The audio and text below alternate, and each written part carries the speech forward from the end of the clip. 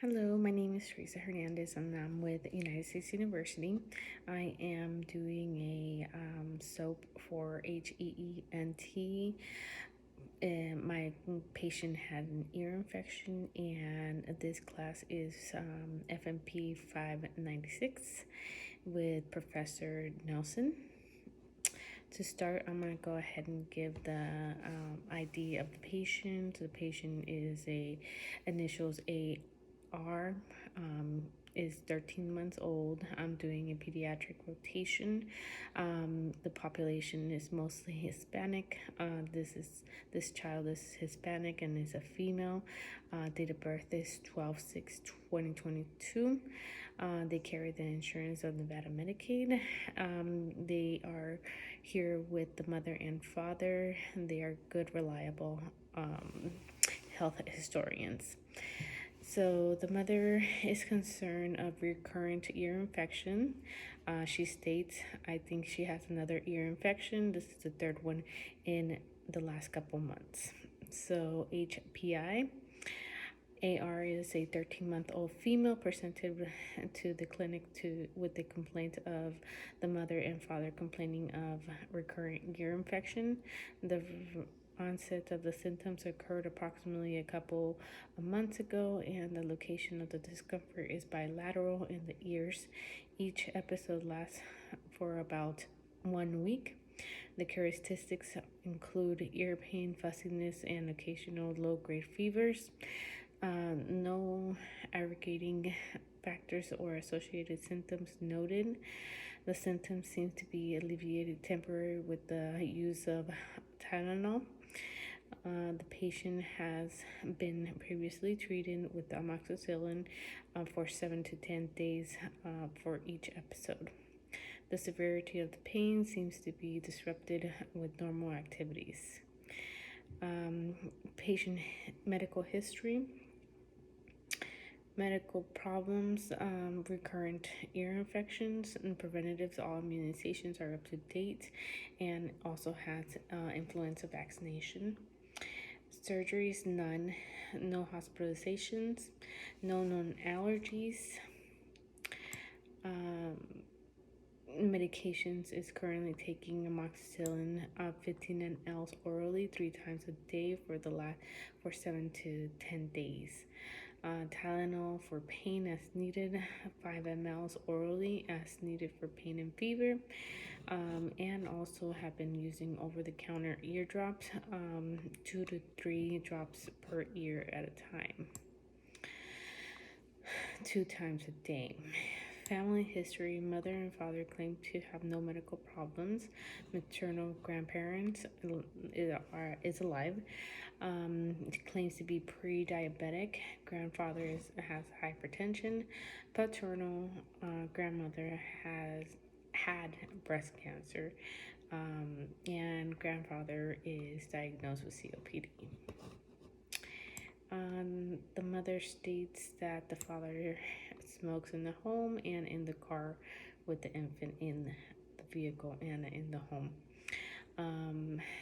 They live in a 2-bedroom apartment on the second floor. Child goes to daycare 4 days out of the week. Child is still in diapers and is starting to use pull-ups in the day and diapers in the night. Mother and father work full-time. Seem to be a very caring family.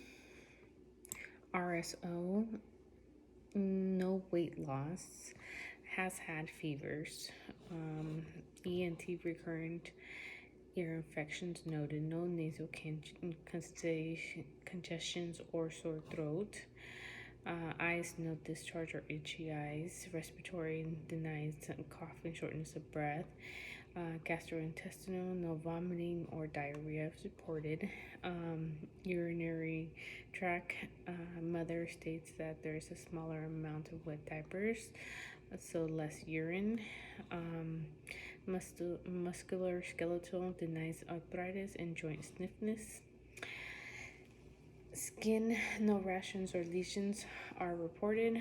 Neurological, no seizures or developmental delays are reported. Endocrine, denies cold intolerance or hair loss. allergies, denies having hives, itchiness, or rashes. Objective vital signs include heart rate of 105. No blood pressure was taken due to the child's age. Temperature is 98.9 Fahrenheit. Respiratory rate is 30. SpO2 is 97%. And the child can't give a scale of pain from 0 to 10. The height is 29.6 inches. And they're at 39 percentile. The weight is 11.5 kilograms, which they are in the 95 percentile. For the physical assessment, we have a general well-appearing, alert infant, well-nourished, appropriate resistance to exam. They are consolidated by the parent. ENT, bilateral erythema, and mild infusion noted in the tympanic membrane. No signs of perforation or drainage. Normal nasal mucosa. Head normal cephalic automatic. Oral cavities with good dentations and no evidence of caries. Normal oral pharynx with no tonsillar enlargement and no lesion, erythemas, or ulcerations. The neck has full range of motion with no cervical adenopathy, masses, or thyromegaly. Chest is normal shape, contour, and expansion with good air entry and no lesions or tenderness. Heart regular rate and rhythm and normal and no murmurs, no gallops or rubs, normal peripheral pulses, normal S1, S2. Lungs clear with good air entry and there is no rales, bronchitis, or wheezes. Abdominal soft and good valve sounds, non-tender, with no masses or organ megaly, no costovertebral angle, CVA tenderness, with no guarding or rigidity. Extremities and back, normal exam of the spine with no lesions or kyphoscoliosis. Hip exam, normal with no clicks. Normal upper and lower extremities with full range of motion and no joint deformity, swelling or erythema, or no cyanosis, no clotting, and or edema. Normal gait, normal scroll dimple. Skin was warm, well perfused, and without lesions, rashes, or jaundice. Neurological exam was the patient was alert, reflex are 2+ and bilateral symmetrical, normal motor functions and strength, sensory functions, and reflex. For the assessment, I do have differential diagnosis of otitis media with infusion. Given the bilateral erythema and mild infusion noted in the tympanic membranes along the history of recurrent ear infection, OME could be a considered diagnosis. Also, another diagnosis is epiphyseal tube dysfunction. The recurrent nature of the ear infections coupled with the lack of other associated symptoms may suggest dysfunction of the erythroid tubes, leading to fluid accumulation and predispositions of the infection. Environmental factors contributing to recurring infections. The child is exposed to secondhand smoke at the home due to the father's smoking habits, combined to the daycare attendance, could contribute to the recurrent infections. Additionally, living in a crowded apartment setting may increase exposure of pathogens. The primary diagnosis is recurrent acute otitis media.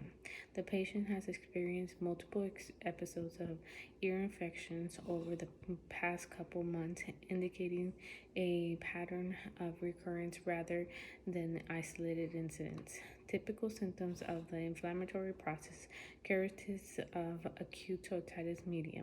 Physical exams reveal bilateral erythema and the mild effusion of the tympanic membrane, which are consistent with inflammatory changes seen in AOM. Children under the age of 2, like this patient in this case, are particularly prone to recurrent ear infections due to the anatomy of their erythroid tubes and immature immune system. The diagnostics will include perform phenautomatic ostomy to assess middle ear infusion and also consider tympanometry to evaluate middle ear infections, auscultic reflectometry. Treatment: continue amoxicillin as prescribed for 7 to 10 days. Include clivolabinate and cephalosporin. Recommend to continue taking the Tylenol for pain and fever as needed. Instruct parents to proper administration of eardrops. Keep child hydrated. Give water or Pedialyte. Education: educate parents on signs of worsening symptoms and when to seek medical attention. Emphasize the importance of completing the full course of antibiotics. Don't feed infants in supine position. Don't allow the infant to sleep with bottles. The follow-up will include schedule a follow-up appointment in 2 weeks for evaluation, and also encourage the parents to contact the clinic for sooner if concerns arises. So this concludes my soap for this pediatric patient. Thank you.